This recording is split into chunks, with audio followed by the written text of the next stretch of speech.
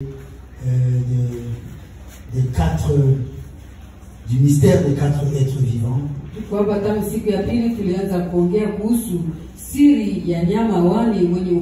Nous avons parlé du mystère de l'esprit de lion, qui est l'esprit de force, l'esprit de la domination.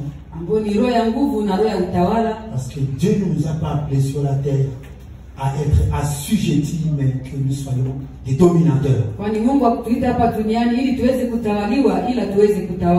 Et si quelqu'un vit dans ce monde et qu'il se sent assiégé par les forces et les puissances des ténèbres, il a besoin d'être en contact avec l'esprit de Dieu.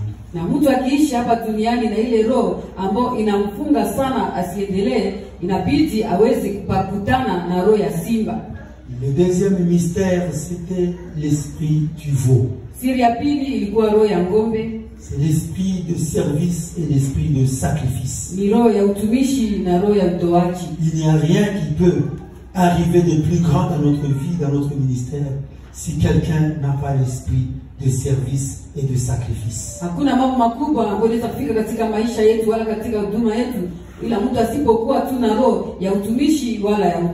Toutes les bénédictions de Dieu sont le résultat de l'échange avec quelque chose que nous faisons pour la gloire de Dieu.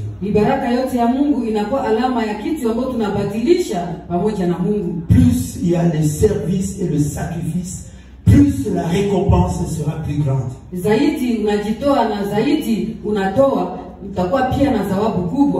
Alors aujourd'hui, je suis un peu dans l'embarras parce qu'il y a deux esprits dont il faut parler. Il y a l'esprit de l'homme, l'esprit de l'homme et le mystère de l'esprit de l'aigle.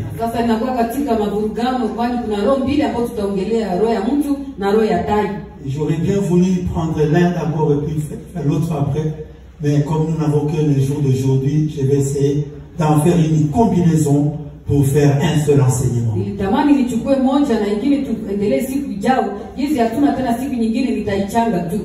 Lorsque nous revenons sur le livre d'Apocalypse, la Bible dit que le troisième avait la face de l'homme.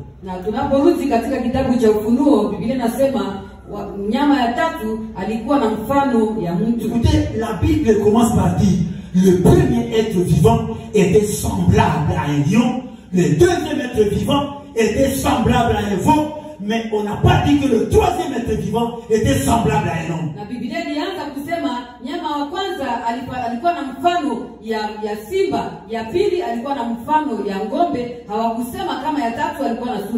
On dit le quatrième être vivant était semblable à un aigle qui vole.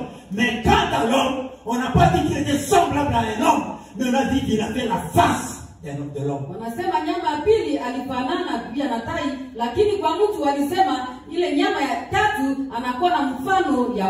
Déjà, cela attire notre attention parce que la face représente le véritable état de la personne. Maintenant, je voudrais faire une combinaison, mais ce soir, je parlerai plus de l'esprit de l'aigle.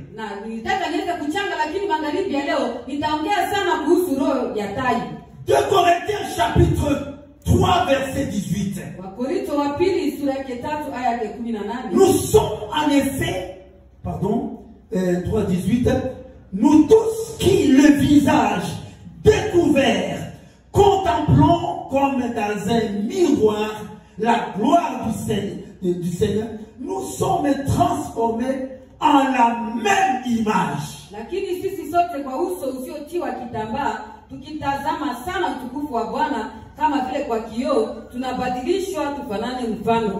Paul veut dire que lorsque nous nous élevons devant le trône de Dieu, et que nous arrivons dans la présence de Dieu, devant le trône de Dieu, c'est là que nous subissons l'impactation des quatre êtres vivants. C'est là que nous sommes transformés en la même image.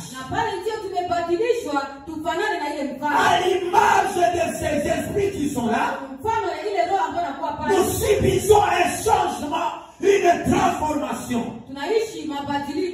Quand on parle de la transformation, Cela veut dire que nous allons au-delà de la forme. Wakiongea kuhusu mabadiliko, yani tunaenda zaidi na ile sura. Nous devenons ce que ces esprits sont au ciel, nous les devenons sur la terre. Yale zile roho inakuwa kule mbinguni na hapa duniani tunakuwa hayo.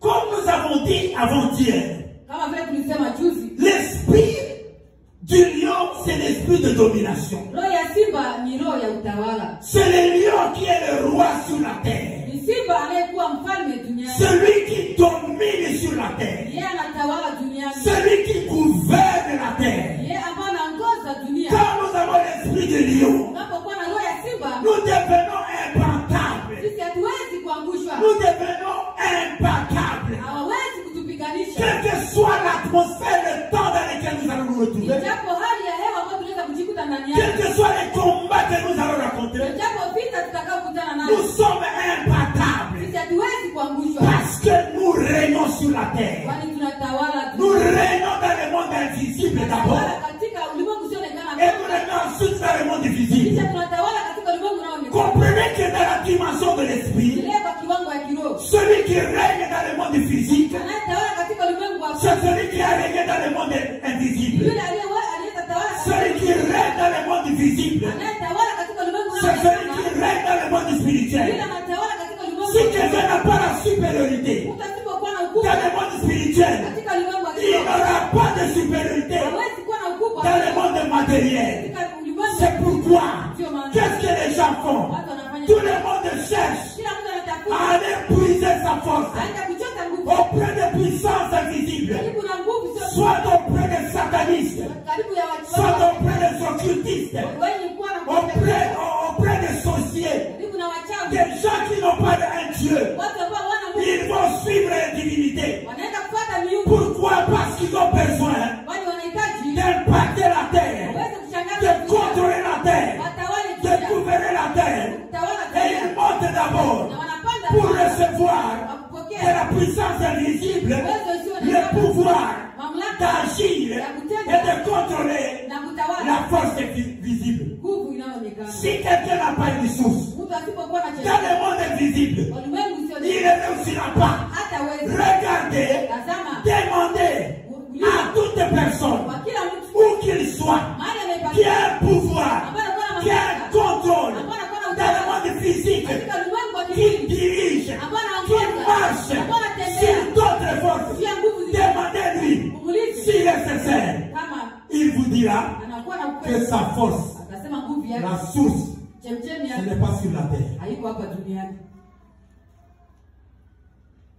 Le lion Simba règne sur la terre, anatawala duniani, mais l'aigle, lakini tai c'est celui qui gouverne l'espace. yule ambaye anatawala katika hewa.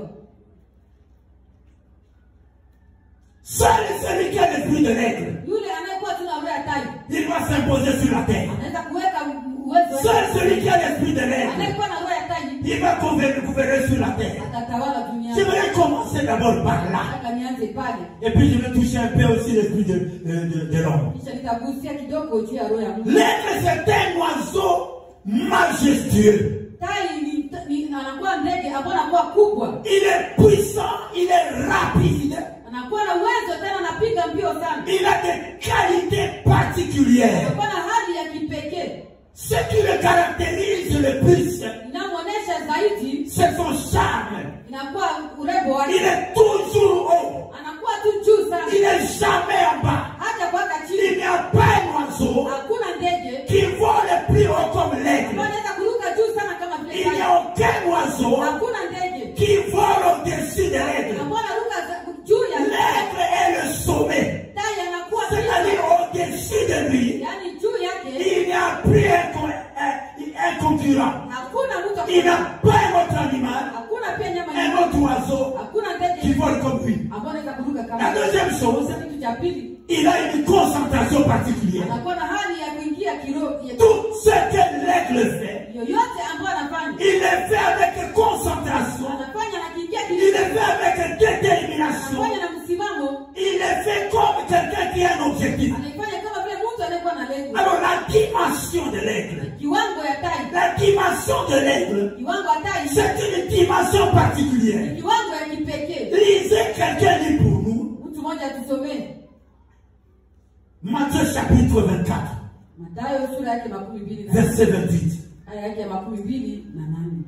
Le chapitre 24, quand vous lisez Matthieu, Sura 24 ya Mathayo, il nous parle des événements des derniers jours. anaongea kuhusu matokeo ya siku za mwisho. C'est une prophétie qui parle de la fin des temps, c'est-à-dire de ce que l'Église sera. Unabii ambao unaongelea kuhusu mwisho ya nyakati, yale kanisa itakuwa. Ce que l'Église rencontrera. Yale kanisa atakutana nayo. L'Église fera face à quoi? Kanisa itapambana na nini? Quel sera le combat de l'Église Nini itakuwa vita ya kanisa en ces derniers temps? kwa hii wakati wa mwisho? Et dans ce contexte-là, au chapitre 24, verset 28. Kwa aya 24, sura 24 aya 28.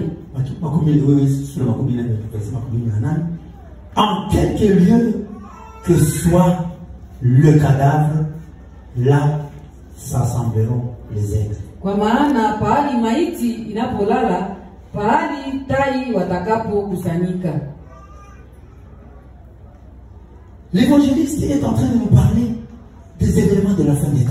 Mwinjilisti ako natuongelea kuhusu matokeo ya nyakati za mwisho. Et là où il fait la mention des aigles, il l'attache au cadavre, c'est-à-dire à la mort. Mali anaongea kuhusu tai, anaambatanisha yao na maiti. C'est-à-dire ce qui permet à l'aigle d'être là, c'est la présence des cadavres. Yaani yale yanaruhusu tai yote kupatikana pale ni uwepo ya maiti. C'est-à-dire là où il n'y a pas de cadavre. Yaani mahali hakuna maiti, l'aigle ne viendra pas. tai hawezi fika. Qu'est-ce que cela veut dire? Inamaanisha nini? J'étais en train de réfléchir Ilikuwa ni kiwazi dans le contexte de l'église. katika hali ya Quand Dieu kanisa. est en train de parler à l'église, Wakati Mungu alikuwa akiongea na et que kanisa, cette prophétie parle de la fin des temps. na ile unabii inaongea kuhusu nyakati Qu'est-ce za que mwisho. cette prophétie veut donner à l'église? Ile unabii nataka kusema nini kwa kanisa? C'est-à-dire,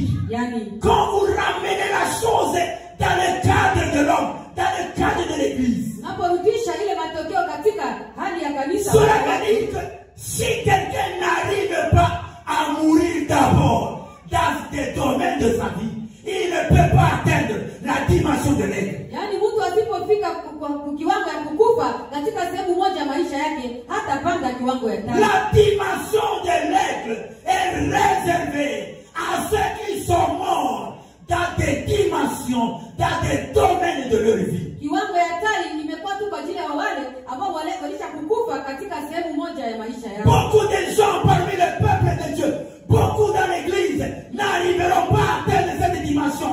Pourquoi? Parce que la mort n'a pas encore touché les domaines de leur vie. Wengi watu katika kanisa hawatafikia ile kiwango. Kwa nini? Kwani kifo haichaguza kwanza sehemu ya maisha yao. Vous savez, quand on parle de mourir, c'est la chair qui meurt. Or, la Bible dit que la chair, c'est l'état adamique. Wanasema kiongelea kuhusu maiti ni mwili ambao inabidi ikufe, na ile mwili inakuwa hali ya kiadamu. Dans l'état adamique de l'homme qui a fait la chute, qui a connu la chute dans le jardin d'Adam. Katika hali ya Adamu ambayo inaweza kuanguka pale kwa shamba la Edeni. La loi du péché est venue s'imposer dans la vie de l'homme comme une loi de pesanteur. Sheria ya dhambi ilikuja kujifanya nguvu katika maisha ya Mungu, katika maisha ya wanadamu ili iweze kumtawala. La pesanteur fait en sorte que même si quelqu'un veut s'élever, la loi de la pesanteur ne tire même pas. Ile sheria hata mtu akitaka kupanda juu, ile hewa inamkokota arudi chini. Je prends un objet comme celui-ci, Nachukua kitu kama hii, je le mets haut, ninainuka, je le suspends. ninainua, Si je le laisse, nikiachilia je n'ai pas jeté. sikutupa, Ne me condamnez pas. msinikuje, Je n'ai pas jeté, sikuangusha, je l'ai laissé. ninaachilia. Et la loi de la pesanteur a agi. Sheria ya udongo inatenda. Parce qu'il y a une loi Bali kuna sheria qui la tire vers le bas. ambayo inakokota. L'homme adamique, Mtu wa kiadamu, l'homme qui avait péché, mtu aliyetenda est dhambi, tombé sous cette loi-là. alianguka chini ya Et ile cette sheria. loi faisait, Na ile sheria inafanya comme l'apôtre Paul dit, kama vile mtume Paulo, ce que je veux, yale je ninapenda ne fais pas. siyafanyi, Et ce que je ne veux pas, yale sipendi je le fais. ndio ninafanya. Qui me délivrera Nani ataniokoa de cette loi? kutoka ile Il y a sheria? beaucoup d'enfants de Dieu. Kuna wengi watoto Aujourd'hui,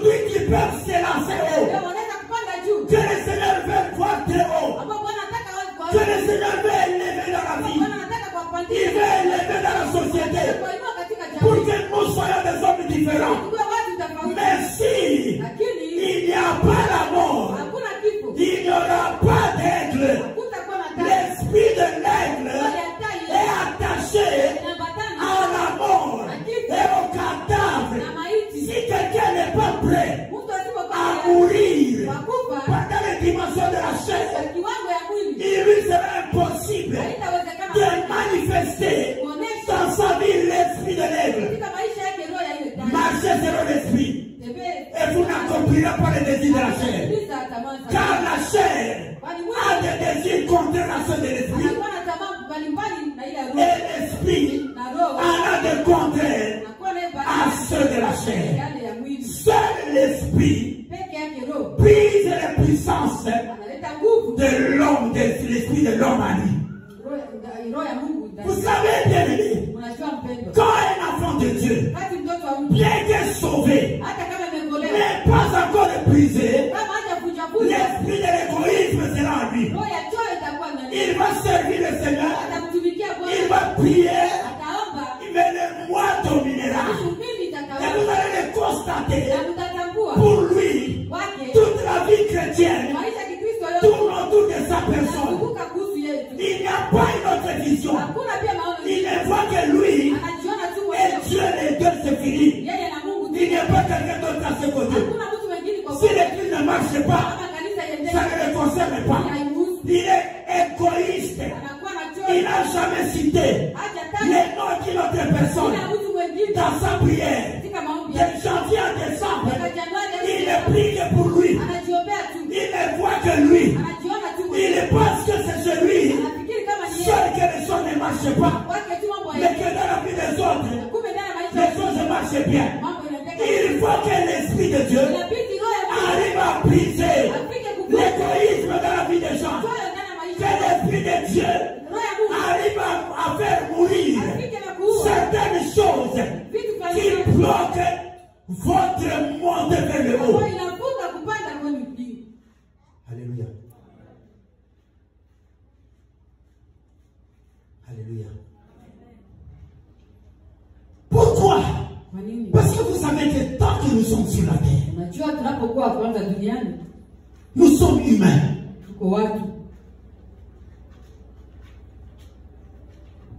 Quand Jésus était sur la terre, on parlait de lui comme l'esprit de l'homme, comme le fils de l'homme. Bien qu'il soit fils de Dieu, il est aussi fils de l'homme. Pourquoi? Il était sur la terre. Quand nous sommes sur la terre, nous devons manifester une face. Mais la face que nous manifestons, ce n'est pas la face que le monde manifeste. Nous manifestons une face, mais qui est différente de la face que le monde présente. Pourquoi? Parce que nous avons deux dimensions. Nous n'avons pas seulement une dimension, c'est une dimension terrestre.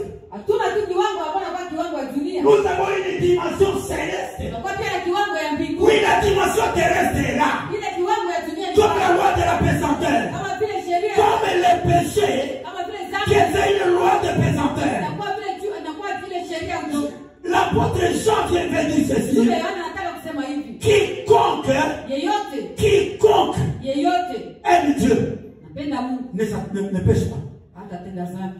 Est-ce que nous ne pêchons pas? Qu'est-ce qu'il veut dire? Il veut dire que la volonté de pécher a disparu en lui. Vous voyez quelle face vous avez? Vous n'avez plus la volonté de pécher. Alors qu'autour de vous, il y a des gens qui ne résistent pas au péché. Pourquoi?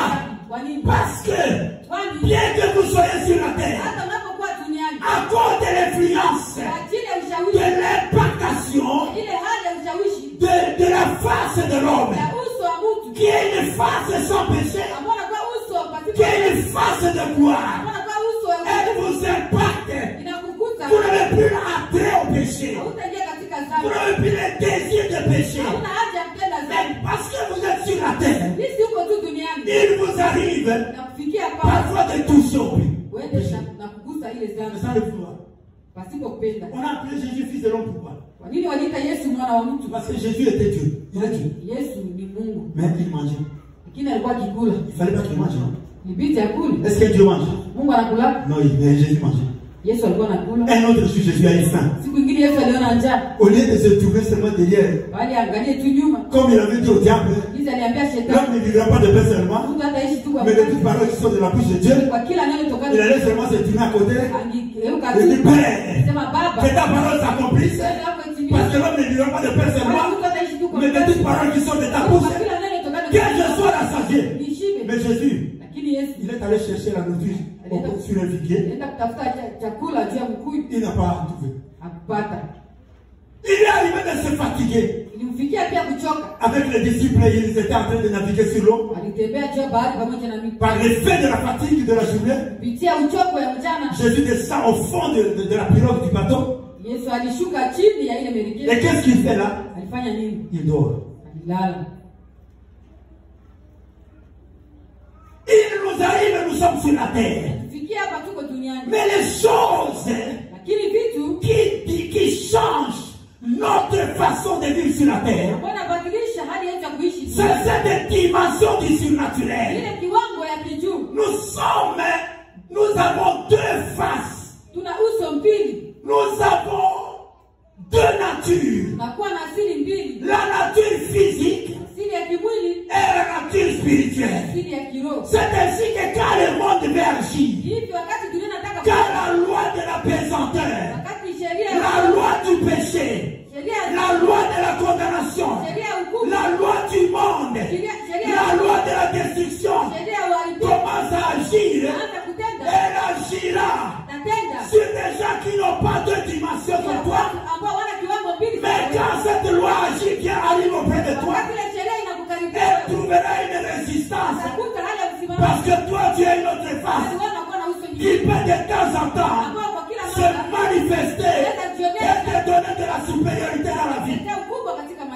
Alléluia. Et te donner de la supériorité dans la vie. C'est ainsi que de temps en temps, il arrive à Jésus de manifester cette dimension-là. C'est du surnaturel qui est caché en lui. C'est du surnaturel qui est enfoui en lui.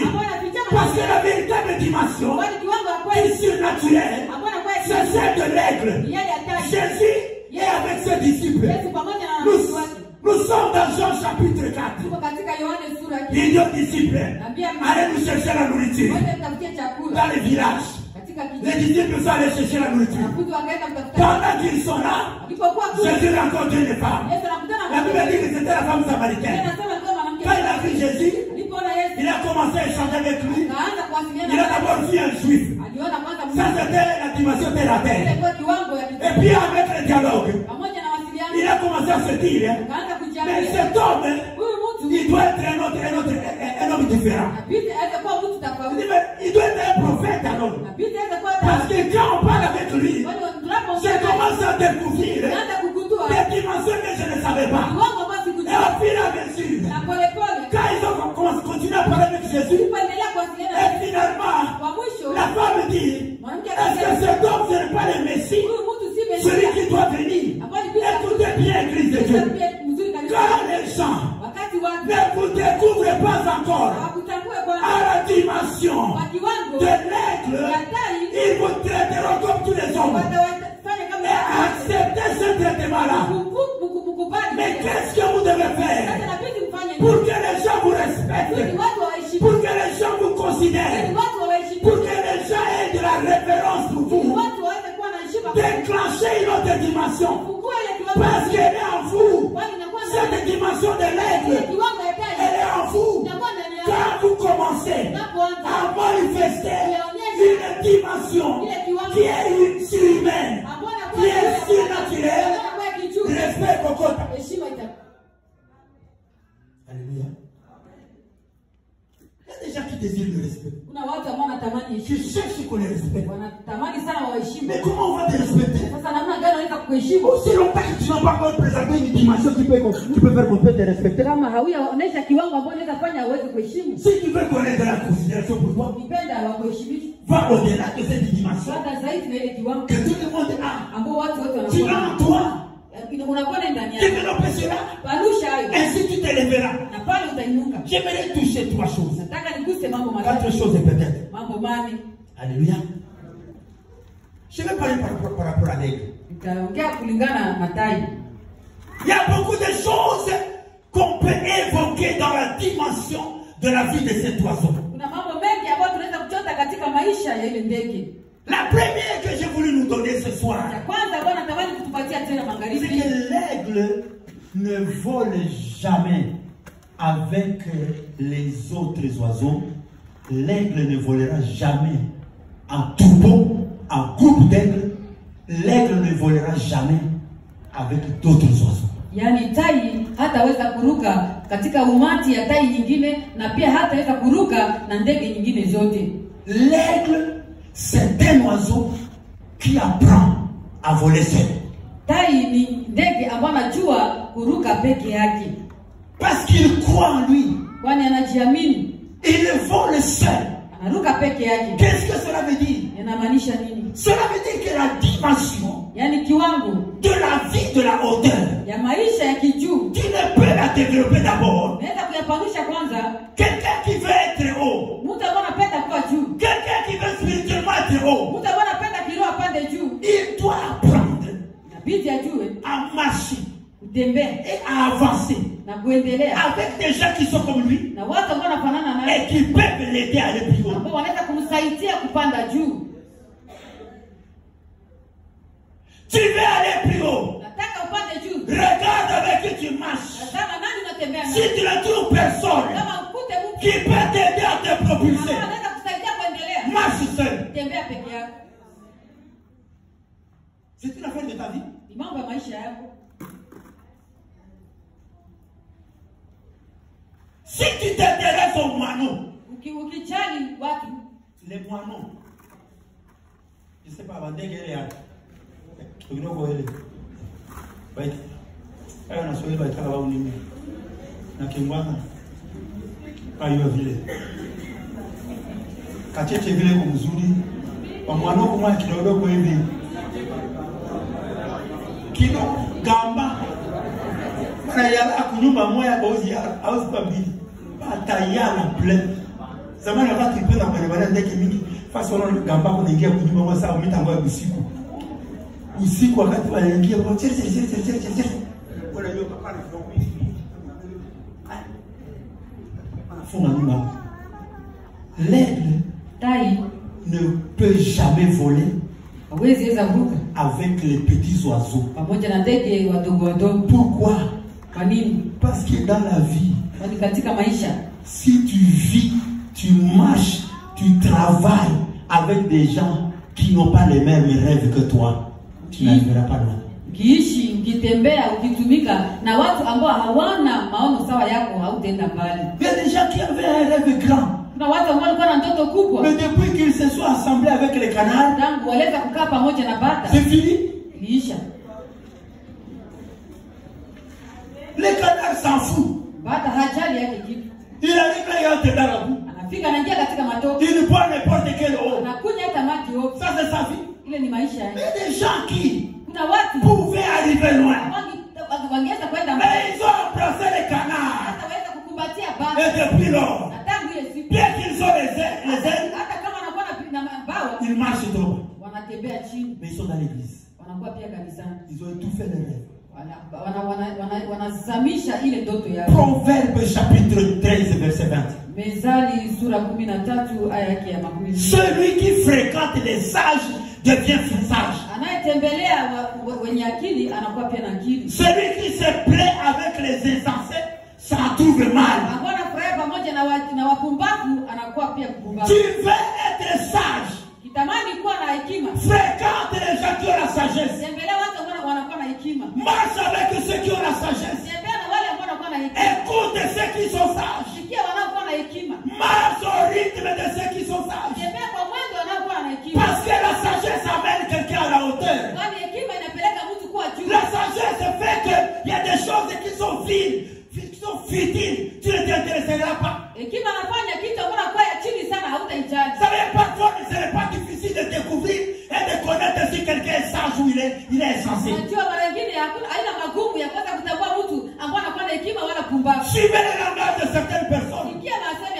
comment ils parlent, namna gani comment ils réagissent. namna gani Vous allez vous rendre compte. utaenda kuta S'ils sont sages, kama wanakuwa na s'ils hekima sont insensés, wala wanakuwa wapumbavu, ils peuvent être âgés, wanaweza kuwa na ils umri, peuvent avoir des responsabilités dans l'église. wanaweza kuwa na madaraka katika Mais kanisa, essayez de les suivre. lakini muwapate. S'ils étaient sages, Kama ni mwenye hekima, attachez-vous aux sages mshikamane na mwenye afin de recevoir de leur sagesse. ili uweze kupata kutoka ile Mais hekima. s'ils étaient insensés, Ndio anakuwa na pumbavu. s'ils étaient insensés, Kama ni pumbavu, distance. naenda mbali naye. Tunaenda kwa église par mois, tunarudia yule par mois. On tutakuta au quartier moja basi. Mimi ndivyo wewe pale. Salamu kama kauka sipo na sina kwenda. Niko reserve na wewe. Ndio sema na wewe vile. Ndio sikrema kwa maneno. Utajero na sagesse ya mtu. Bali mzuri. Cheka. Naisha. Ingine panda. Afika visiter mimi. Sasa yeye hakuwa kwa masemo ya kinywa yangu. Kesho atakuwa anafanya nini? Anatangaza kwamba tumika naye. Tafia karibu yangu tutazungumza tu mambo mengine. Habari ni vraiment asante. Niko bien. Basi hiyo bana wako mingi mitapeleka kwa maneno yote ya watu yote yangu kabisa mimi zile. Sitazungumza mambo hiyo kwa waka mingi. Basi vraiment mimi nasikia chaleur mitapeleka wetu ndio maneno mwa hivi mitaacha wewe pale. Ile yangu ya ndani ulizipata.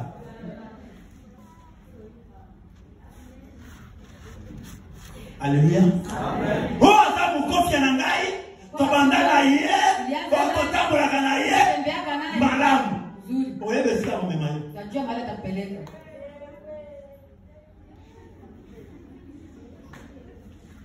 Kama mtu atoka vile kuna afika piko kwa masurabu nyumba yake sikia pale. Sasa watafuta yako. Yeye watafuta ndio yako. Mekopata yako inatia yake kubei.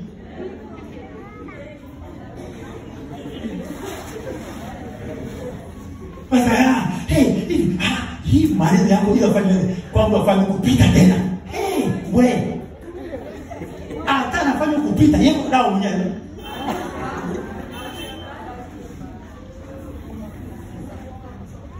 Celui qui fréquente les sages devient sage. Anayetembelea wenye hekima anakuwa pia mwenye hekima. L'aigle Tai ne volera jamais avec d'autres oiseaux. hataweza kuruka pamoja na ndege nyingine. Souvent le conformisme est un frein qui nous empêche d'aller plus loin. Kila mara mambo ya kufananishwa inakuwa kifungo ambacho tuzuiza tusiendelee mbali. Même si le monde peut te marginaliser, Hata kama dunia inaweza kukushusha, même si le monde peut te rejeter, hata kama dunia inaweza kutupilia, parce qu'on n'a pas encore découvert wale hawajagundua la richesse qui est en toi. utajiri unaokuwa ndani yako. Les jours ils vont le découvrir, Siku watakayogundua, ils reconnaîtront qu'en toi tu es le jeté.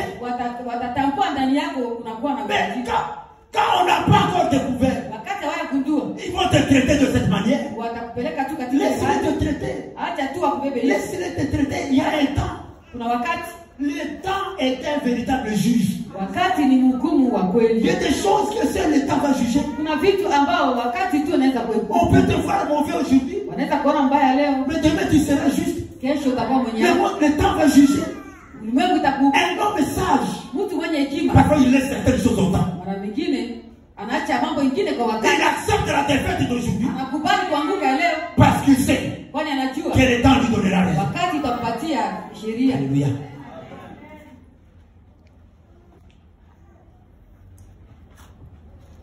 Celui qui marche, qui avance comme un aigle, Anayetembea na kuendelea kama vile tai, il sait anajua que sa force nguvu yake ne dépend pas de la chaleur des autres. alingane na joto ya wengine. Vous savez, parfois dans l'église, Unajua mara nyingine kanisa il y a des gens dont la force c'est la chaleur des autres. ambao nguvu yao inakuwa joto ya wengine. Il est fort Anakuwa na nguvu parce qu'il dépend de la chaleur des autres. kwani anaishi kupitia joto ya wengine. Il n'a pas sa propre chaleur. Hana joto yake mwenyewe, Il n'a pas sa propre force. hana nguvu yake mwenyewe. S'il va à l'église, Akienda kanisani c'est parce que d'autres le vont. ni kwani wengine wanaenda. S'il fait une chose, Akifanya kitu fulani c'est parce que d'autres le ni font. kwani wengine wanafanya. Les jours où ils arrêteront de faire, Siku wataacha kufanya, tu arrêteras également de faire. wewe pia utaacha. Il ne faut pas oublier Usisahau que même si tu te laisses influencer par une personne, hata kama unaacha kushawishiwa na mtu, n'oublie pas usisahau que tu as ta propre destinée, unakuwa na hatima yako mwenyewe, qui a aussi une direction propre à toi. ambayo inakuwa na mwelekeo wako mwenyewe. Si quelqu'un t'influence, Mtu akikushawishi, il peut te dérouter du chemin de ta destinée. anaweza kutosha kwa njia ya hatima yako. Tu as ta propre destinée. Unakuwa na hatima yako Et mwenyewe, cette destinée a une direction propre. na ile hatima inakuwa na mwelekeo yake Qui n'est mwenyewe, pas la direction de la destinée de tout le ambao monde. haiko mwelekeo ya hatima ya watu wote. C'est pourquoi attache-toi d'abord à toi. Ndio maana shikamana nawe kwanza, Donne-toi la force toi-même. ujipe nguvu mwenyewe, Encourage-toi toi-même. ujipe moyo mwenyewe, Fortifie-toi toi-même. ujipe nguvu mwenyewe, Donne-toi davantage d'enseignement. ujifundishe mwenyewe, Enseigne-toi toi-même. ujifunze mwenyewe. Alléluia. La deuxième chose, Cha pili, c'est que je vois la vision de l'aigle est une vision différente. yani maono ya tai ni maono tofauti. En principe, un aigle voit à une distance de 8 km, c'est plus qu'un homme. Kwa kweli tai anaona kwa kilometre 8 zaidi. Quand il vole plus haut, il voit encore plus loin. Anapopanda juu sana anaona tena pia mbali. Il a ses yeux sont comme le télescope, c'est-à-dire il peut zoomer quelque chose qui est à 8 km, il approche et il peut bien définir l'objet qui est à 8 km. Macho yake inakuwa inavuta mambo ambayo yanakuwa mbali kilometre 8 kuyarudisha karibu. Quand il vole, le soleil ne fait rien pour lui. Na anaporuka jua haifanyi kitu kwake. Quand il veut détourner, quand il veut se détourner une proie, c'est-à-dire il laisse la proie regarder le soleil et il vient à cette direction-là parce que tu ne le verras pas. Akiacha hata nyama kwa ile kwa kipande ambacho jua anafika, anaacha pale kwani wewe mtu hautaiona. Mais quand il regarde le soleil ne fait rien sur ses yeux. Anapotazama jua haifanyi kitu kwa macho yake. L'aigle a une vision particulière. Tai anakuwa na maoni ya pekee. Et un enfant de Dieu qui rêve l'esprit de l'aigle, il a une vision que Dieu lui donne qui n'est pas une vision ordinaire. Na mtoto wa Mungu ambaye anavikwa ile maoni ya tai, anakuwa na maoni ambayo haiko ya kawaida. La Bible nous parle de Moïse. Là, nous avons lu, la Bible dit que Moïse, dans Exode, dans Hébreu chapitre 11, parce qu'on le présente comme un héros de la foi. Katika Waebrania 11, Biblia inaonyesha Musa kama vile shujaa ya imani. C'est par la foi que Moïse, étant devenu grand, refusant d'être appelé fils de la fille de Pharaon. Ni kupitia imani Musa alipokuwa mkubwa akakataa kuitwa mwana wa binti. Pourquoi Moïse commence à refuser certaines choses qui paraissent être bons aux yeux des gens? Kwa nini Musa alianza kukataa kitu ambacho kinaonekana mzuri kwa macho ya watu? Qui peut refuser d'être prince dans la cour du Pharaon? Nani anaweza kukataa kuwa mwana wa mfalme katika? Ça veut être prince dans la cour du Pharaon a des avantages énormes. Unajua kupatikana mtoto katika uwanja wa mfalme. Quand les gens voyaient Moïse, il y a des gens qui se disaient à eux-mêmes, oh si je pouvais être comme lui. Watu walipoona Musa walijiambia ningeweza kuwa kama yeye. Ils admiraient la position de Moïse. Walifurahia ile hali ya Moïse. Ils admiraient la vie de luxe de Moïse. Walitamani maisha ya raha ya Musa. Ils admiraient ce que Moïse vivait comme opulence dans la maison de Pharaon. Walitamani ile raha ambayo Musa alikuwa akiishi katika nyumba ya Mais pourquoi est-ce que Moïse refusait ce que les autres acceptaient? Sasa kwa nini Musa alikataa yale wengine waliweza kukubali? Vous savez, je disais que pour arriver à la dimension de l'aigle, Nisema kwa kufikia kiwango ya tai, il faut que certaines choses meurent dans votre vie. inabidi kitu fulani iweze kwa ikufe katika. C'est-à-dire, si quelqu'un veut être véritablement un aigle, Yaani mtu akipenda kuwa kweli tai, il faut arriver à mener une vie de renoncement. inabidi aishi maisha ya kujikatalia. Arriver à dire non à certaines choses. Unaweza kusema hapana kwa kitu fulani. Même à des bonnes choses que le monde aime, il va dire Kwa apprécie. vitu vizuri ambavyo ulimwengu unafurahia. Il y a des choses que le monde aime. Kuna vitu ambavyo dunia Il y a des choses que le monde apprécie. Kuna vitu ambavyo dunia Il y inafurahia. a des choses que le monde trouve que c'est bon. Kuna vitu ambavyo ulimwengu unasema ni mzuri. Mais quelqu'un qui a la vision de l'aigle, Anayekuwa na maoni ya tai, il refusera ces choses-là. ataikataa. Pourquoi? Parce que le refus apportera la dimension de ta vie. Kwani kukataa, hali ya kujikatalia italeta hali ya kutupilia ndani maisha. Paul dit ce que je considérais comme des bonnes choses, je les regardais comme des quoi? Comme des excréments à cause de l'excellence de Jésus-Christ. Anasema iliyokuwa kitu cha maana nilitazama kama vile mavi kwa ajili ya uzuri wa Yesu. Moïse est dans la cour de Pharaon. Musa katika uwanja Et Moïse commence à dire non. akaanza kusema hapana. Il commence à refuser. Il commence à zapper certaines choses. Quand tu décides de zapper certaines choses, de zapper des relations, de refuser des choses que le monde aime, tu es en train de te forger le chemin de la hauteur. Ceux qui sont arrivés à la dimension de la hauteur, ce sont des gens qui étaient prêts à dire non dans la vie. Quelqu'un qui est prêt à dire non dans la vie, il sera en train de se forger le chemin. Moïse refuse ces choses. Il est même mieux être maltraité. C'est-à-dire maltraité par les Égyptiens. Il a accepté la souffrance au lieu de prendre la jouissance mondaine. Tout cela pourquoi? Parce que la Bible dit Moïse regardait quelque chose que d'autres ne regardaient pas. Les yeux de Moïse étaient où? La Bible dit Moïse regardait l'opprobre de Jésus-Christ. Voyez l'époque de Moïse. Ils sont où? Ils sont en Égypte. Combien d'années? Près de 1500 ans avant Jésus. Mais Moïse est en train de regarder quelque chose qui viendra après 1500 ans. Quel regard! Quel regard! Il regarde à distance. Il regarde au futur. Il regarde loin. Seul Dieu est capable de donner à quelqu'un un tel regard. Un regard qui peut t'amener à regarder des choses à visualiser très loin.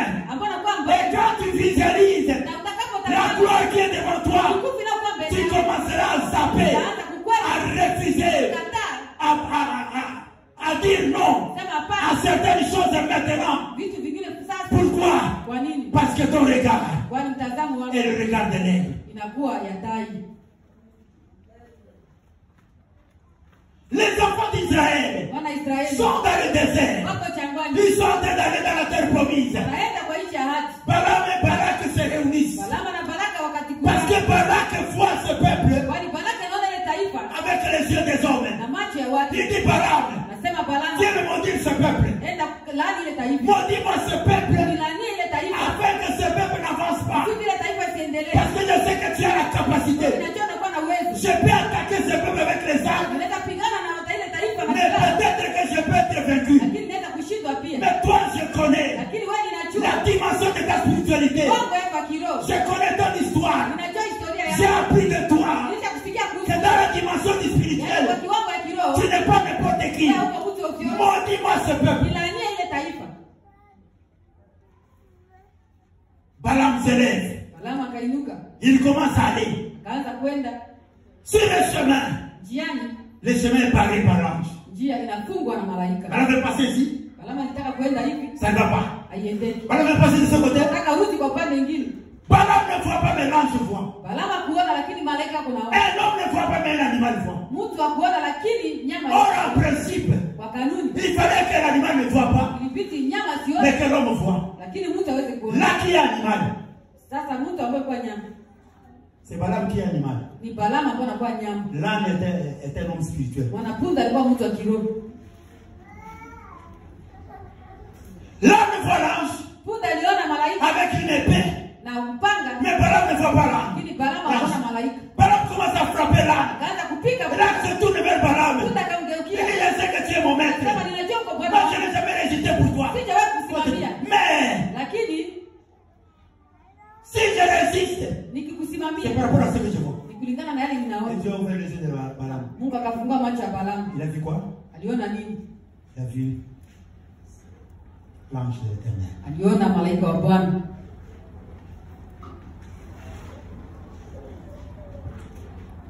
Pourquoi est-ce que Balaam ne pouvait pas voir? Pourquoi Balaam allait chez Balak? Promesse à Mbongo. Vous savez aujourd'hui, même dans l'église, il y a beaucoup de choses qui peuvent aveugler les gens spirituellement. Il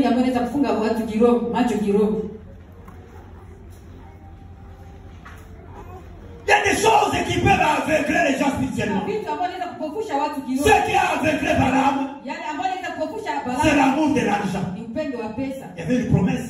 ulikuwa na ahadi, je vais te donner de l'argent. nitakupa pesa. Hata Balama oui, non, mais Balama va dire que ça la calcul. Hata Balama alikataa, alianza kufanya hesabu. Nous la pote machine. Mais t'as ta franga là, pique machine ça. Ah, quand même. Bon. Mais dans les amours thème. Mon tas de l'occasion. Mon c'est océan. Bon, moi lui Isaïe. Tena. Ile mtu kuna hamu. Yeye kwenda na Mungu angesema kwa Mungu asema kwenda. Kwa hiyo volonté yako timiza yeye. Et Balama est allé. Balama kaenda. Et quand Balama est arrivé, Balama alipofika, Balama est arrivé auprès de Balak. alipofika karibu na Balak. Balak dit maudis-moi le peuple. Akasema nilanie ile taifa. Balak dit, Balama akasema, laisse-moi niache me placer dans une bonne position. kipange mzuri pale. Il est monté sur une colline. Akapanda juu ya mlima. Il dit, je les vois Akasema ninawaona du sommet de la colline. kaka juu ya Je les vois ninawaona du sommet de la juu colline. ya mlima. C'est un peuple Taifa qui n'a pas sa part parmi les nations. haina sehemu Il yake. ne veut pas vous donner mon malamu. Kusudi mtu Il va akisema mater l'icolo. nitapanda juu. Si la mater l'icolo, Nitapanda juu. envoyez moi au bien. Atakuwa mzuri. Mama kamusuze yela kabiso. Ile tafinyaka. Parce que tokuta na karaba mwano. Tunakutanaka na ile Parce que debe. tokuta na karaba na bakanara. Tunakutana na banda. Yako bayebe ibiso. Kama wanatujulia. Na niveau wana. Ile kiwango. Ato ya zofinga yo. Hata ile nakufika. C'est parce que Kwani miso na ye. Ezo mwana mosikate. Limbisa ye. Usabe. Tika ye. Mwache. Korona ye pamate. Usimfuate. Yaza mutarikolo. Anakuwa mtu aliye. Ye miso neza kokanama. Yake ndio inakuwa. Ya wazo maltraite yo. Ya wazo mona opamba. Pende muta comprendre yo malamu. Ama tabarikolo. Cela c'est grâce. Yako matarikolo. Le véritable toi, c'est quelqu'un qui est sur la montagne, qui peut bien voir. Mais celui qui est sous la montagne ne te verra pas bien, ne te connaîtra pas bien. Certaines choses, Vitu vingine. certaines souffrances, Mateso mengine. certains rejets, Kutupilia nje. certains abandons, Hali ya kuachilia. certaines négligences, Kudharauliwa nje. certaines peines que nous subissons, Mateso mengine ambayo tunaishi. c'est de la part des gens qui n'ont pas encore découvert Watu ambao hawajakujua. le véritable toi Kweli wewe. qui est là. La Bible dit, Abraham est monté plus haut. Il dit, je le vois. Ça, c'est un peuple différent. Ça, c'est un peuple puissant. Il n'est pas comme les autres. À partir de là, Balaam, a souffert mon beaucoup. A dit, ah, Barak. Nasema Balaka. Oh, tu m'as sauvé. Ile kiwango. Les ayangaïté. Haiko yangu. Les ayangaïté. Haiko yangu. C'est comme mon akango. Kama uliona. Comment il y a un kango, le Unajua grand kama vile mimi. Nana zogi nangai. Mimi narudi. Laisse les gens te connaître. Acha watu wakujue. Certaines choses Kitu kingine que nous vivons, ambayo tunaishi. que nous connaissons, Ambayo tunakutana c'est nayo. juste l'erreur de la vision. Inakuwa tu kosa ya macho. C'est l'erreur de la vision. Ni makosa ya macho. Il faut changer en beauté. Hawezi kubadilisha. Alléluia. Parce qu'il y a des choses qu'on ne peut découvrir qu'avec les yeux de l'aigle. Kwani kuna kitu ambacho unaweza kugundua tu kupitia macho ya tai. Un homme qui a la vision de l'aigle, il sait où il va. Mtu ambaye anakuwa na maono ya tai anajua mahali gani anaenda. On ne peut pas le détourner. Hawezi hata kumpotosha. On ne peut pas le déjouer. Hawezi kumpotosha. L'apôtre Paul dit, Mtume Paulo anasema, je sais qui j'ai cru. ninajua kama ni nani ninamwamini. Voilà, je sais qui j'ai cru. Ninajua nani Vous ninamwamini. savez, parfois, à cause du manque de cette vision de l'aigle, Unajua kwa kukosa ile maono ya tai, les gens sont dans l'église très hésitants. watu wanakuwa katika kanisa Hésitants. wanakuwa na shaka. Vous voyez, les gens s'engagent difficilement dans l'église. Watu wanapojitoa kwa kigumu katika Vous les kanisa, appelez dans les choses de Dieu. nawaita katika vitu vya Mungu, Ils sont hésitants. wanakuwa na shaka. Vous vous demandez, mais si quelqu'un hésite, pourquoi il est ici? Mnajiswali basi Mungu kama anakuwa na C'est un shaka kwa problème de vision. ni mambo ya maana. Azoko na clarté. Aone wazi. Hata nazokende. Hata ninaenda Lelo kuni nipenda kuswa. kitu gani nitapata? Kuna banda. Hapo nilianza. Na mwana pendo wa gravité. Kitu ya kuwa. Hata wa pastor wa bagawana. Hapa wachungaji Hawana hivyo wala mwana Teresa. kia tu na Ndio kia. wana mwana friend. Usipate kwenye. Takete piga na zale église. Tangu niko kanisa. Na somo le loko bazolo bate. Siona hata kitu À moja. côté de toi. Karibu nao. Si quelqu'un marche avec hésitation. Akitembea ile Il shaka. prie avec hésitation. Anaomba na Il shaka. s'attache avec hésitation. Anashikamana na Il shaka. se donne avec hésitation. Il donne avec hésitation. Ça, c'est un problème de vision. Toi, tu es un aigle. Un aigle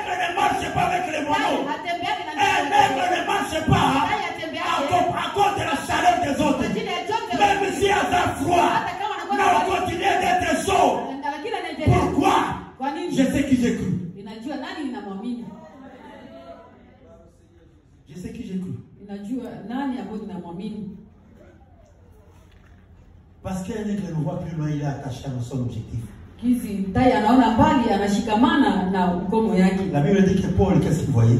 Biblia inasema Paulo aliona nini? L'opprobre de Jésus. Aliona haya, aliona mateso ya Yesu. Il voyait une richesse devant lui. Aliona utajiri mbele yake. Quelque chose de grand, de puissant, d'excellent. Kitu ya kubwa yenye kona ya kushangaa. Je compare cela à des gens qui font la course. Nalinganisha na watu ambao wanapiga mbio. Des coureurs, je ne sais pas, de 100 mètres. Wapiga mbio ya metri 100. Ou même des gens qui courent 42 mètres, les 42 km, les marathons. Watu wanapiga mbio kilomita 42. Quand quelqu'un voit déjà mtu anapoona ce qu'il va voir yale ambayo ataona comme récompense. Kama vile zawabu. J'ai vu là, il y avait un Kenyan, je crois, ou un Éthiopien entre les deux. Mtu wa Kenya wala Ethiopia.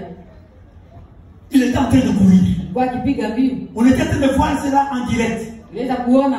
Parce que c'était les Jeux Olympiques. 42 mètres, 42 kilomètres avec autant de mètres, c'est ça la dimension du marathon. Au départ, tout le monde court à un certain rythme. Et puis, qu'on atteint l'objectif. Les gens commencent à se démarquer. On se démarque par rapport à quoi? Par rapport à l'objectif. Parce qu'on veut être le premier. Au fur et à mesure qu'on approche l'objectif, les gens commencent à se démarquer. À 5, 6, 7 kilomètres. Cet Éthiopien, un Éthiopien, ou je ne sais pas, c'était un Kenyan, il a commencé à se démarquer. Et il court. Il avance. Je ne sais pas ce qui lui est arrivé. Il a commencé à courir. Mais c'est que j'ai aimé à cet homme. Maintenant, les journalistes vont commenter. Il dit qu'on a kimbia, et on a tapika à la thème. Mais on a dit on a kimbia, on a tapika à la thème. Et qu'on a kimbia tout. Il est arrivé le premier. Il est arrivé le premier. Et on a tapika, mais qu'on a kimbia. Wakati mtu anasema objectif hivi. Mtu anapaswa la bio. Na kutapika na kukwenda, sio nini kwa inamaanisha nini? Wewe unaweza kuresiste na kitu yote unapata leo. Ile kitu unakutana nayo unaweza kuresiste kama macho yako inaangalia objectif. Mara kwa mara macho yetu inaangalia magumu na shida yenye tunapita nayo. Cet homme a détalé.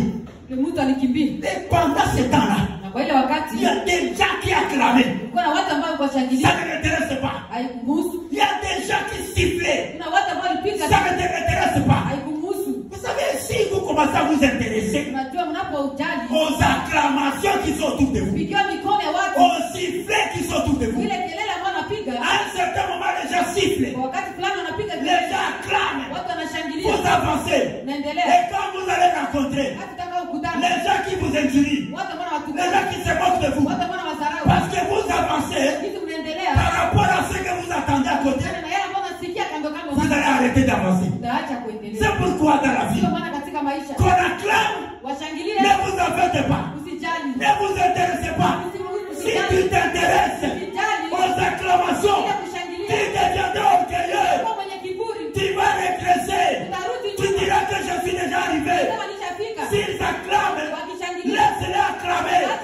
Ça c'est eux. Mais quant à toi, ne marche pas par rapport à la réaction des autres.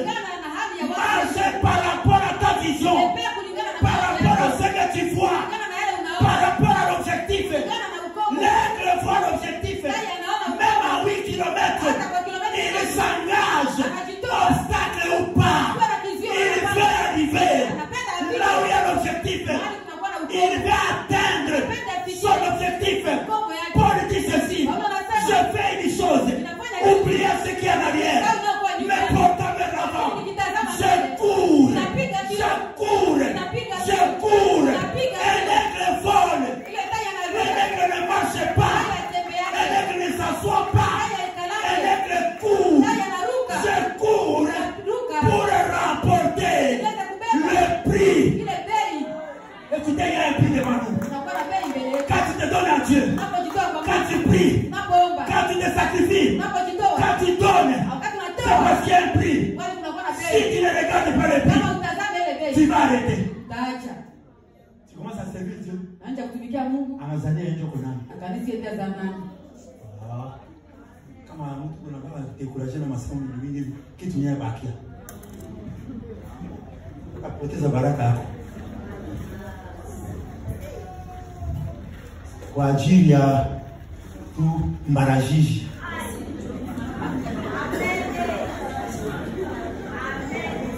Ape kondeke ni kumbara.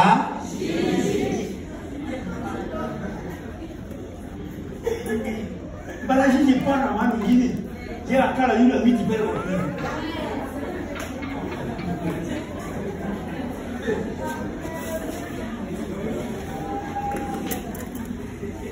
Watapoteza baraka yako kwa ajili ya lobi.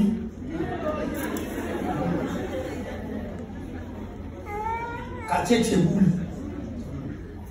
Haleluya.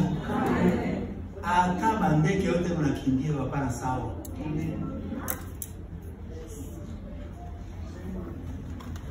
C'est pourquoi Ndio maana elle peut rater son objectif. tai anaweza kukosa, anaweza poteza ukomo wake. Il ne s'arrêtera pas. Hata aje. Il va recommencer. Ataanza tena. S'il rate, Akakosa tu, il recommence. anaanza mpya. Dis non, non. Nasema hapana. L'échec n'est pas une malédiction. Shindo haiko laana. C'est un accident de parcours. Inakuwa tu ajali ya Je vous te fais un accident de parcours. Inakuwa tu ajali Ce ya n'est pas une malédiction. haiko laana. Pendant que les autres se moquent de toi, il dit bon, ensuite, après on va trop. Et il est lié. À Pomona, et Pomona va échouer ici. On ne va plus trop. Attends mon ami. Pour moi, c'est un accident de parcours. Je recommence à zéro. Parce que je sais que celui qui ne prononce pas n'arrivera pas. Tu n'as jamais échoué parce que tu n'as jamais osé. Haujashindwa kwani haujapima? J'ai échoué parce que j'ai déjà osé. Nilishindwa kwani Celui qui nilishapima? a osé, il a échoué, Anashindwa. est meilleur que celui qui n'a jamais osé. Anakuwa mzuri kuliko ambao hawajapima. Bila Barthélemy na André. Barthélemy na Andrea. Ndio maana nakwenda kina mali wajiko seka. Niliambiwa kumani mnaanza nicheka. Hata koseki. Hata mnacheka. Usiku tabula kwa mali. Nishatembea juu ya bahari. Somo tena vile Kristo waniko témoigner. Nani atabula kwa mali. Kufanya na mambo. Kwa maana Kristo kama tunamotea hivi. Ni mimi ambao nitawahubiri. Hata na ishukua. Hata nilishindwa. Mais na mimi Ninajua inaingia tabula kwa mali. ile raha ya kutembea juu ya maji. Hata tindaki. Hata nilizama. Mais j'ai osé. Nilipima. Et je crois que Ninaamini. erreur na swaki. Na yeye pona nini? Ninajua kwa nini. Prochainement, na réussir. Parce que nous avons corrigé mes erreurs. Nitakaribia ile makosa yangu. Je suis en train de dire ce soir à quelqu'un. Na pia mtu mmoja Peut-être que depuis qu'on fait, na nyingine tangu au moins il faut tellement. Là, t'as mon limo éclairé. Tellement. Recommence. Demain, ça va marcher. C'est un chute. Une erreur de parcours. Ça marchera. Demain, ça marchera. Alléluia. Là, t'as mon limo éclairé. Ba roho ya tai. Kwa hiyo kama mwanote. Zisikie ile ndege kidogo kidogo. Ndio vile wa niveau na kote. Haiko mambo ya kiwango yangu. La troisième chose, Kitu cha tatu. la Bible dit Biblia inasema dans Ésaïe chapitre 40, Isaya 40 verset 30 et 31. aya 33 Les jeunes adolescents se fatiguent. vijana wanachoka. Les adolescents se fatiguent. Vijana wanaweza kuchoka. Les jeunes chancellent. Wale ambao wanatafuta nyama. Mais les jeunes chancellent. Wa vijana wanachoka. Mais ceux qui se confient à l'Éternel, Lakini wale wanaojitoa kwa Bwana, ceux qui se confient à l'Éternel, wanaotumainia Bwana, ils renouvellent leur force. wanapata kama nguvu mpya. Ils volent Wanaruka comme l'aigle. kama vile tai. Ils prennent le vol de l'aigle. Wanaruka kama vile tai. Alléluia. C'est-à-dire, Yanamaanisha quand tu voles comme l'aigle, unaporuka kama vile tai, même ton âge hata mwaka yako ne jouera pas sur toi. haitakuwa na uwezo juu yako. Même tes études Hata masomo ne yako joueront pas sur toi. haitakuwa na uwezo juu yako. Même ton argent Hata pesa ne yako jouera pas sur toi. haitakuwa na uwezo Il juu y a yako. des gens qui ont l'âge. Kuna watu ambao wanakuwa Il y a na des gens qui ont le niveau d'études. wengine wanakuwa na kiwango Il y a cha des masomo. gens qui ont l'argent. Wengine wanakuwa na pesa. Mais toi, Lakini parce wewe que tu as l'esprit de l'aigle, kuna roho ya tai. là où il se limite, Watu tu wanajishinda. vas t'étaler. Wewe utaruka. Tu vas continuer. Utaendelea. Pourquoi? Kwa nini?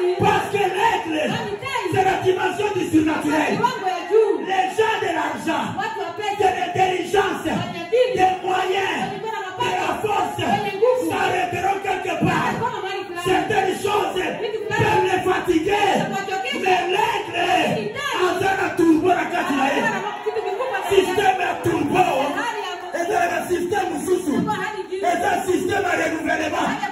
Oh, ce soir, je suis venu dire à quelqu'un, tu peux encore te renouveler. N'accepte pas de rester dans ce malheur. Tu peux renouveler ta force et continuer à avancer. N'accepte pas de rester sur place. Tu as encore de l'énergie. Active cette énergie en te connectant avec Jésus. La Bible dit, nous qui le visage dévoilé, nous contemplons ta face. C'est ça la confiance en Dieu. Quand tu te confies à l'Éternel, tu ne seras jamais dans la confusion. La confusion, c'est pour ceux qui regardent ailleurs. Les jeunes dans le regard sont tournés vers Dieu. La Bible dit, ils ne seront jamais confus. Ils ne seront jamais confus. Ils ne seront jamais confus. Ceux qui voient la confusion, ce n'est pas ma part. Pourquoi? Parce que je regarde.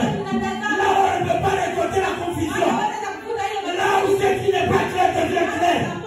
Là où ce qui n'est pas clair devient clair.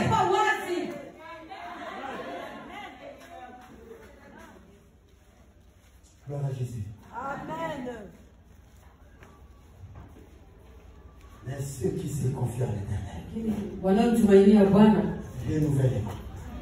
wanaifanyiza mpya. Amen. Tongi mingi Kuna wengine wanakusengenya sana emisio. na kuchokesha. Watazameta na moko. Watu wanapiga makofi. Ependa balubi. Tangu Yesu wanasema tunapata hii. uzuie. Alikuwa fumana mingi. Alikuwa bandofa lolezo mingi. Lakini nyuma banaona Simabeba mona turbo.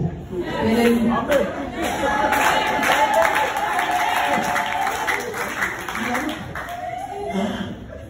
Tufanye tena. Mufanye tena. Mimi nitafanya. Kila mtu afanye tena. Nani anataka wewe fanya tena? Wewe fanya tena. Mimi nitafanya. Tutaona basi nani taacha nani.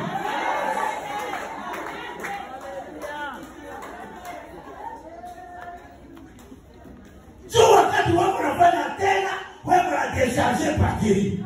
Lakini wakati mimi unafanya tena, mimi unapata hapo charge yangu kule. Desharge. Kwa hiyo wanachapa mtu na desharge. Wanazara mtu na desharge. Wa desharge tu yako Ndio kana wakati na desharge. Mwaba maneno mzuri mpaka ndani yako ba nini? Tipu sana. Yote takwisha sasa utabakia madharau na Mazarau. Mbele mwana mzuri mpaka ndani ya mtu hata bavempu sahi. Telema yeko tuna na mazara machambo sasa bila mzuri na kwenda yote finalement wakati mazara na mazara. Ndio. Kila mtu akwenda na maana yake mbele. Mais celui qui se confie à l'Éternel, Lakini anayetumainia Bwana renouvellement. anapata tena nguvu mpya. La quatrième chose, Kitu cha hili, l'aigle gère ce qu'il mange. tai anachunguza kitu ambacho anakula. L'aigle ne mange pas les cadavres. Tai hakulake maiti, Il mange de la viande fraîche. anakula nyama mbichi. Alléluia. L'aigle vit dans la fraîcheur. Tai anaishi chakula Il mbichi, mange de la viande fraîche. anakula nyama ya mbichi. Bien-aimé, si tu veux être haut, Ukipenda kuwa juu, vérifie ce que tu manges spirituellement. chunguza kitu ambacho anakula kiroho. Il y a des nourritures qui donnent de la Kuna constipation. chakula ambayo inaharibu afya. Sana ngo oyo penza. Pour faire avancer ngai, Ile il itaniendelesha est constipation wala ngai. itanisamisha. Oui, la chair là, Unajua kwa madhabahu, dans les chairs des églises, katika madhabahu ya makanisa il y a tout. kuna yote, Amen. Il y a tout. kuna yote, Il y a tout. kuna yote. Un aigle, Tai il mange ce qui est frais. anakula chakula mbichi. David dit, Daudi anasema il me conduit ananiongoza dans de verts katika malisho ya pâturages. majani mabichi.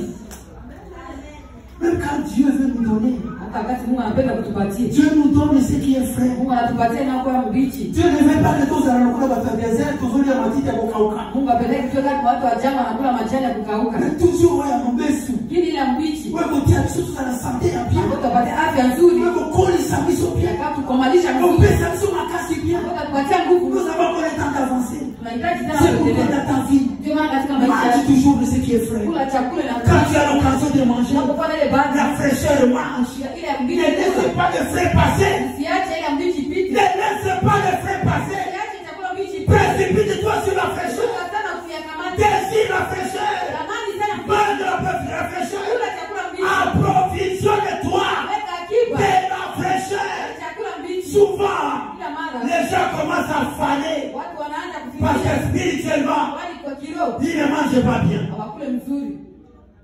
Wakati pa mzuri, nanje bakaliki 2023 niliomba sana nilizana vitambasa bon 2024 nazani nitadoze kwa mwana Mungu kidogo.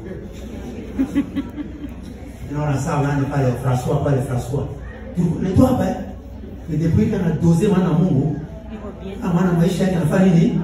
Yanaanza takata. Unasikia mahubiri yanaanza. Wala tu mtu anaanza tu na dosage tu wa kidogo hivi tu. Mtu afanye vitu tu na mafrena wa delestage. Kwa nini? Kama kwa kula chakula kibichi maneno mingi ndani dunia ya sasa. Shetani kunatia wa double pate na watu. Sauf mtu kuna kula chakula mzuri, yeye atakuwa na afya. Shetani tafika kwa dublewe, wao tu sasa pusu na mkojo mguu. Kama takusu tupa hivi. Anashuka wapi? Sio mgongo. Atanatia hapa.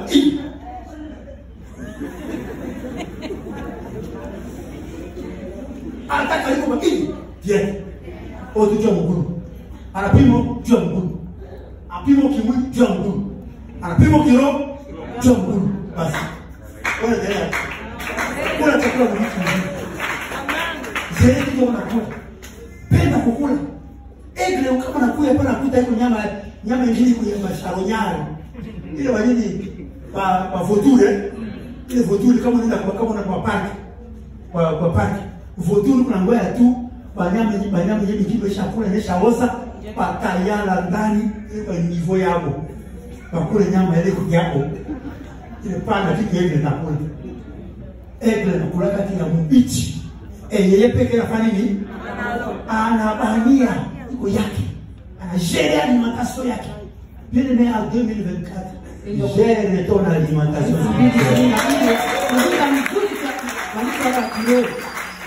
Gère bien ton équilibre spirituel. Ça t'aidera, ça te permettra de rester haut. Et il y a des choses qui sont réservées à ceux qui regardent.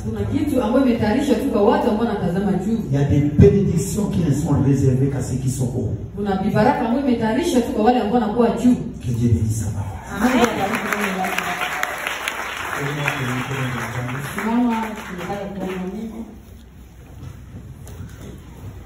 On ne va pas prendre beaucoup de temps. Mais comme aujourd'hui c'est presque la fin, essayez de nous prendre même 6 ou 7 minutes pour la prière.